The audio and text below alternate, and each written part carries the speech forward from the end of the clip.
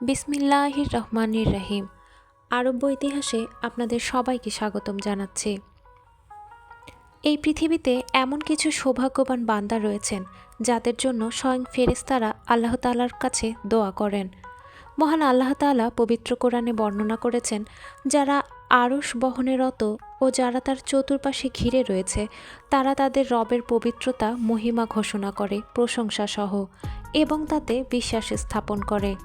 আর তারা মুমিনদের জন্য ক্ষমা প্রার্থনা করে বলে, হে আমার রব, তোমার দয়া এবং জ্ঞান সর্বব্যাপী। অতএব যারা তওবা করে এবং তোমার পথ অবলম্বন করে তুমি তাদের ক্ষমা করো এবং জাহান্নামের শাস্তি থেকে রক্ষা করো। হে আমার রব, তুমি তাদের প্রবেশ করাও স্থায়ী জান্নাতে, যার প্রতিশ্রুতি তুমি তাদের দিয়েছ। তাদের মাতা পিতা পতি পত্নী ও সন্তান সন্ততিদের মধ্যে যারা সৎকর্ম করেছে তাদেরও।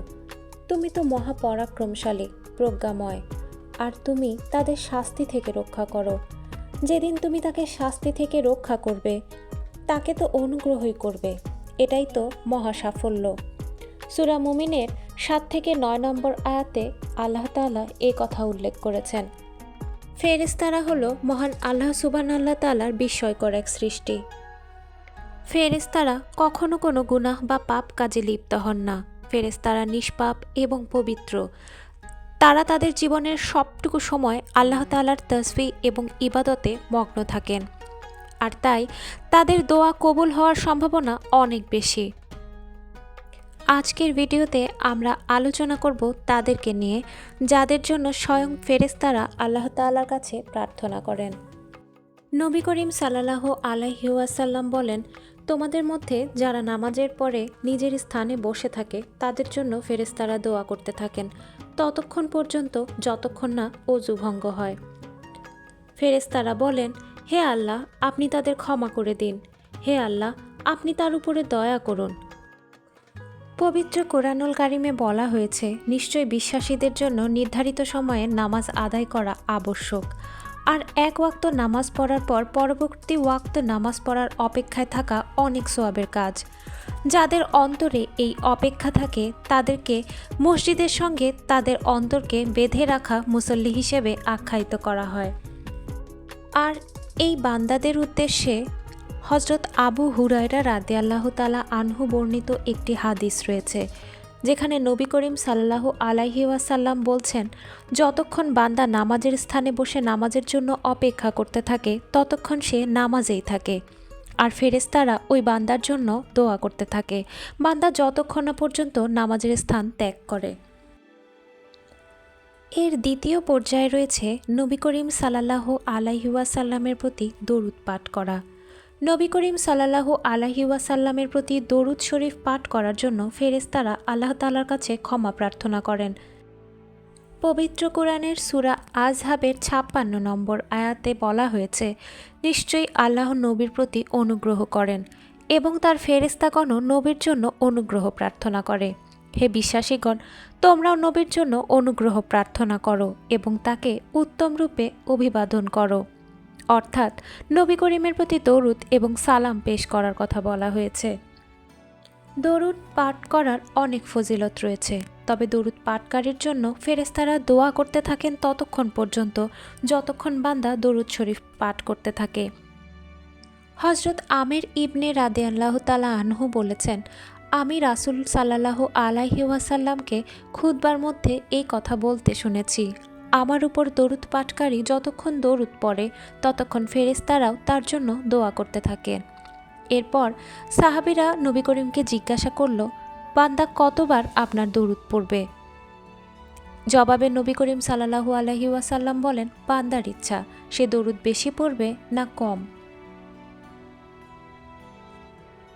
এছাড়াও নবী করিম সাল্লাল্লাহু আলাইহি ওয়াসাল্লাম তার নামের প্রতি দরুদ পাঠকারীর উদ্দেশ্যে বলেছেন, কিয়ামতের দিন ওই ব্যক্তি আমার সবচেয়ে নিকটবর্তী হবে যে আমার উপর সবচেয়ে বেশি দরুদ পাঠ করেছে। যে আমার উপর একবার দরুদ পড়বে আল্লাহ সুবহানাল্লাহ তাআলা তার উপর 10টি রহমত নাজিল করবেন, তার 10টি গুনাহ ক্ষমা করা হবে এবং 10টি রহমতের দরজা খুলে দেওয়া হবে। যে ব্যক্তি আমার উপর দরুদ পাঠ করবে তার জন্য আল্লাহ তাআলার কাছে আমার সুপারিশ অবধারিত হয়ে যাবে। এরপর তৃতীয় যেই ব্যক্তির জন্য ফেরেশতারা আল্লাহ তাআলার কাছে দোয়া করে তা হলো প্রথম কাতারে নামাজ পড়া ব্যক্তি। ঘরে একা নামাজ পড়ার চেয়ে জামাতে নামাজ পড়ার গুণ 25 থেকে 27 গুণ বেশি। এছাড়া প্রথম কাতারে দাঁড়িয়ে তাকবীরে উলার সঙ্গে নামাজ পড়ার ফজিলত অনেক বেশি। নবী করিম সাল্লাল্লাহু আলাইহি ওয়াসাল্লাম প্রথম কাতারের মুসল্লিদের জন্য 3 বার ও দ্বিতীয় কাতারের মুসল্লিদের জন্য 1 বার দোয়া করেছেন। দ্বিতীয় কাতারে নামাজ আদায় করার চেয়ে প্রথম কাতারে নামাজ আদায় করা উত্তম। প্রত্যেক কাতারের বাম দিক থেকে ডান দিক উত্তম। আল্লাহ তাআলা নামাজের জামাতের প্রথম কাতার এবং কাতারের ডান দিকের উপরে রহমত বর্ষণ করেন, আর ফেরেশতাগণ প্রথম কাতারের এবং কাতারের ডান দিকের লোকেদের জন্য আল্লাহ তাআলার কাছে ক্ষমা প্রার্থনা করেন। কোনো ব্যক্তি যখন ইখলাসের সঙ্গে প্রথম কাতারে তাকবীরে উলার সঙ্গে নিয়মিত নামাজ আদায় করে তবে তার জন্য যেমন ফেরেশতারা ক্ষমা প্রার্থনা করতে থাকে, আবার তাকে জাহান্নামের আগুন থেকে অব্যাহতি দেওয়া এবং মুনাফিকের মতো মারাত্মক ফিতনা থেকেও হেফাজত করা হয়। পঞ্চম যে ব্যক্তির জন্য ফেরেশতারা আল্লাহ তাআলার কাছে দোয়া করেন তা হলো রোগীকে দেখতে যাওয়া, অসুস্থ ব্যক্তির সেবা যত্ন করা। যারা নবী করিম সাল্লাল্লাহু আলাইহি ওয়াসাল্লামের অনুসরণে অসুস্থ ব্যক্তিদের দেখতে যায় তাদের জন্য ফেরেশতারা দোয়া করতে থাকেন।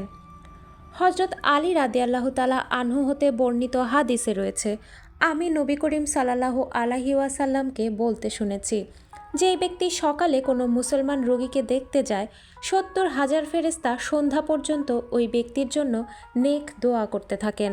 যেই ব্যক্তি সন্ধ্যায় কোনো মুসলমান রোগীকে দেখতে যায় পরদিন সকাল পর্যন্ত ফেরেশতারা নেক দোয়া করতে থাকেন, আর ওই ব্যক্তিকে জান্নাতের একটি বাগান দান করা হয়।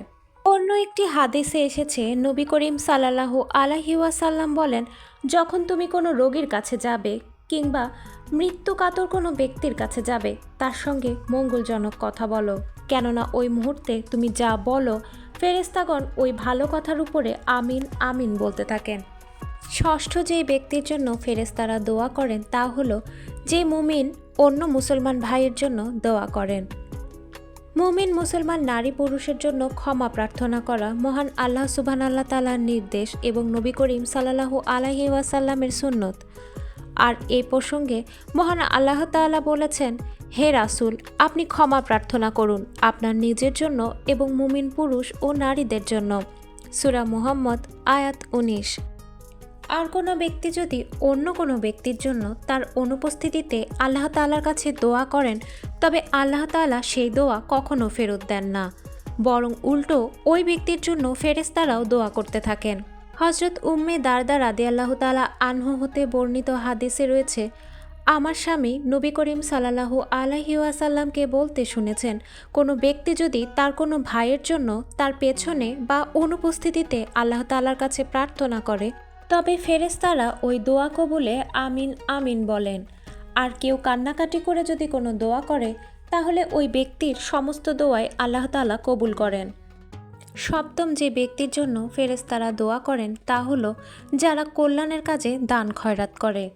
শয়তান যখন মানুষকে অন্যায় এবং খারাপ কাজের দিকে প্ররোচিত করে তখন ফেরেশতারা মানুষকে কল্যাণের দিকে যেতে প্রেরণা দেয়। হাদিসে এসেছে, হযরত আব্দুল্লাহ ইবনে মাসুদ রাদিয়াল্লাহু তাআলা আনহু হতে বর্ণিত, নবী করিম সাল্লাল্লাহু আলাইহি ওয়াসাল্লাম বলেছেন, শয়তান মানুষের মনে প্রেরণা জাগায়, আবার ফেরেশতারাও মানুষের মনে প্রেরণা জাগায়। শয়তানের প্রেরণা অশুভ ও অকল্যাণের ওয়াদা করা এবং সত্যকে অস্বীকার করার প্রেরণা, আর ফেরেশতার প্রেরণা হলো কল্যাণ এবং মঙ্গলের জন্য ওয়াদা করা এবং সত্যকে মেনে নেওয়ার প্রেরণা। অতঃপর তিনি কোরআনের এই আয়াত তেলাওয়াত করেন, শয়তান তোমাদেরকে অভাব অনটনের ভীতি প্রদর্শন করে এবং অশ্লীলতার আদেশ দেয়। পক্ষান্তরে আল্লাহ তোমাদেরকে নিজের পক্ষ থেকে ক্ষমা ও বেশি অনুগ্রহের ওয়াদা করেন। আল্লাহ প্রাচুর্যময় এবং সুবিজ্ঞ। সূরা বাকারা আয়াত 268। এছাড়া আবু হুরায়রা রাদিয়াল্লাহু তাআলা আনহু হতে বর্ণিত হাদিসে রয়েছে, নবী করিম সাল্লাল্লাহু আলাইহি ওয়াসাল্লাম বলেছেন, প্রতিদিন আসমান থেকে 2 জন ফেরেশতা জমিনে অবতরণ করেন।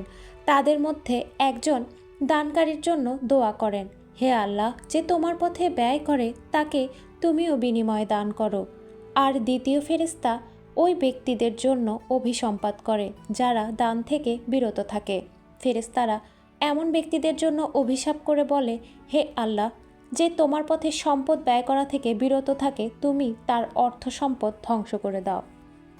অষ্টম ওই শ্রেণীর ব্যক্তির জন্য ফেরেশতারা আল্লাহ তাআলার কাছে দোয়া করে যারা অজু করে ঘুমাতে যায়। ঘুমের জন্য রাতকে আল্লাহ সুবহানাহু তাআলা কালো আবরণে ঢেকে দিয়েছেন। হযরত বারা ইবনে আজিব রাদিয়াল্লাহু তাআলা আনহু হতে বর্ণিত হাদিসে রয়েছে, নবী করিম সাল্লাল্লাহু আলাইহি ওয়াসাল্লাম তাকে বলেছেন, যখন তুমি তোমার শয্যা গ্রহণের ইচ্ছা করবে তখন নামাজের ন্যায় অজু করে ডান কাত হয়ে শুবে। অজু করে ঘুমানোর ফজিলত সম্পর্কে ইবনে হিব্বানের এক হাদিসে এসেছে, যেই ব্যক্তি পবিত্র অবস্থায় অর্থাৎ অজু অবস্থায় ঘুমায় তার সঙ্গে একজন ফেরেশতা নিয়োজিত থাকে। এরপর সেই ব্যক্তি ঘুম থেকে জাগ্রত হওয়ার সঙ্গে সঙ্গেই ফেরেশতাটি আল্লাহ তাআলার সমীপে প্রার্থনা করে বলে থাকে, হে আল্লাহ, তোমার অমুক বান্দাকে ক্ষমা করে দাও, কেননা সে পবিত্র অবস্থায় ঘুমিয়েছিল।